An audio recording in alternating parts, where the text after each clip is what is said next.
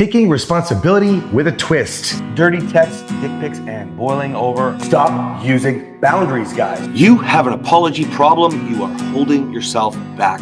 What you can do or what to do when you're not having sex. You've never seen us in action? There is always something that you need to do better. Taking responsibility with a twist. Now, welcome to the Morrow Marriage podcast, guys, where you know I like to keep it really real. And today I am angry at one of our fans. I got a fan mail from somebody who messaged in on our podcast, and she's lost.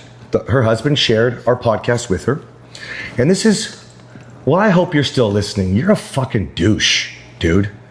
What he's done is he's had multiple affairs, and so he's spinning the podcast and saying, these are all the things you've done wrong. Listen to how they talk about affairs. Hey, fuckface. You're still cheating on your wife, you fucking retard. Like, how many times have we talked about taking responsibility? Now, you can't just say, oh, see, these are all, if you actually paid attention, you'd go look at that list and you'd see a bunch of those mistakes are your mistakes too, dude. Can you believe that? I do believe it. People twist things like that all the time. Yeah, He's taking what we're saying, which is completely valid. When someone has an affair, it's because there's something wrong in the relationship. Correct. It doesn't mean, I always say, we have our puppies here, as you guys can see if you're watching on YouTube. Our studio is still flooded. If he were to cheat on me, I would have to think, what did I do wrong? Now, I always say that it's not your fault if you get cheated on, but where can you take responsibility for why your husband was feeling lonely and distant from you? Now, that wouldn't be his opportunity to say, hey, look at all this information, it's actually your fault. I would be taking responsibility for me.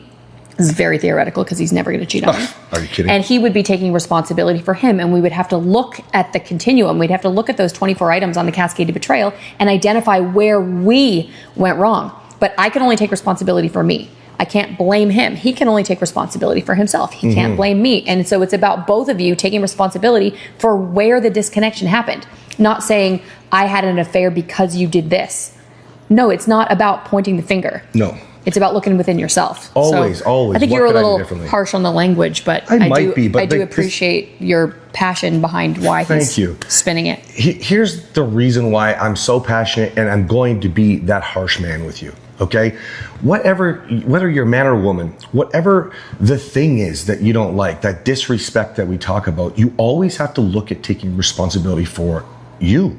Okay? It's not perfect, guys. We had an argument this weekend and we definitely butted heads and we definitely defended ourselves and we definitely said a few things we shouldn't say and then we definitely had to fix it and repair. Okay? Because we don't want it to get to a point where it could get ugly, where the bad shit happens. Like in Everybody affair, okay? fights. Yes. But how do you deal with it when you have an argument, when you have a disagreement, or when you have an actual fight? And I don't mean like physical, but there's a difference between a difference of opinion and an actual fight where you might say something that you didn't mean to say, or you get a little bit too angry, then it's a fight. But if you're just arguing, like, get over it. But everybody has disagreements, differences of opinions, and yes, even fights, even us. Even us, guys. They're just small, and we repair them quickly so that they don't manifest into something bigger.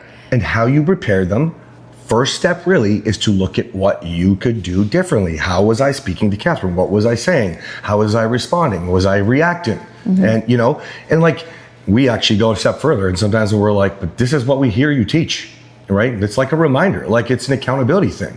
So if you take anything from what we say and you use it to blame your partner, you literally haven't listened to a damn thing. Not that a we've said. word. Not a word. We each take so much responsibility for ourselves. The only time that we don't is when we're in one of those fights, which happens so infrequently. Then one of us will blame the other one, and then it's a cascade of blame. Well, you did this, and you did this, and you did this, and you did this, and then we figure it out and we move along. That's right. And now we're still filming podcasts the next day. I think it was 2 days ago we had our argument. I think it was, yeah. But so the only time that we do that is when we're completely dysregulated. It's not a common thing. We're not blame. I don't know if we ever blame each other outside of when things get a little moment. Yeah, because it's just in that moment where both of us are. I call it the crazy train, and I'm usually very good at seeing the crazy train, but I'm also good at getting on it. So he's usually the one that's on it. I can usually diffuse. That's what I teach my women, diffusing dysregulation, diffusing the crazy train. I'm incredible at it. But there comes a point, and this is what we talked about after when we repaired our fight. I said, there comes a point when I just get fed up.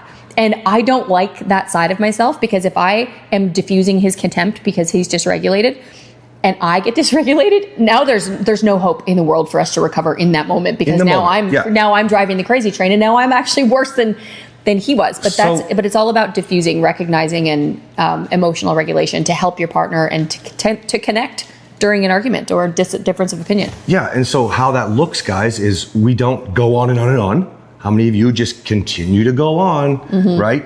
We stop because we know we're not in the zone to say what we should say. Right. Okay? And then, so you actually went to bed, and then I reflect a little bit. The next day, typically I have some things I want to say, but it's so much easier for me to just, that's why we say go to bed angry, okay?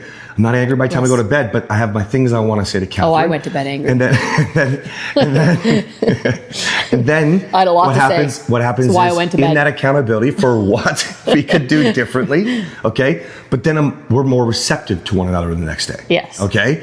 And Because then neither one of us is dysregulated. no, and then we had this reflect. wonderful freaking day, and it was actually really good for us. It was all about future and dreams, and we were doing stuff together for the dreams and planning, and it was very connecting. Okay, but if you're not taking responsibility for yourself, for the affair you had, for the, I only care about work, whatever it is, the disrespectful things that you said in that fight and not stopping. Okay? It's not about your partner. It is about you. And when you are connected, then you can hold each other accountable. That's it. But don't you dare use anything that you learn as a way to victimize yourself and blame your partner. You've learned absolutely nothing. And that means it's calculated. So one of the big things that you need to differentiate here is when we don't take responsibility for ourselves, it's because we are dysregulated and we're in the midst of some sort of fight. If you were throwing the podcast at your partner and showing her all these different episodes, that's premeditated. That's planned. You're actually watching the podcast thinking, oh, I need to show this to my partner. You're not doing it when you're dysregulated. That's calculated, and that's really an unhealthy thing to do in your marriage. Now, I get that you don't want to take the blame because you're holding shame and guilt, and you're swimming in it because you did something that hurt your partner. But when you hurt your partner, that's an opportunity to try to help your partner heal, not to hurt your partner more by saying this is actually your contribution to the situation. Anybody that takes responsibility for cheating, if your wife probably can see. Your wife's not an idiot. She knows now that you slept with another woman, a woman's going to think, how could I have done better? How could I have been there for my husband? How could I have been a better wife? How could I have been a better person? Was I bitter? If you're cheated on, you think about those things after you get over the angry episode of, I can't believe he did this to me. Well, it doesn't justify it, but your partner is going to be much more likely to reflect on where the relationship dissolved and where things went wrong if you don't throw it in her face. Having sex with another woman is the worst thing that you can do as a throwing it in her face. She doesn't need you to pour salt on the wound.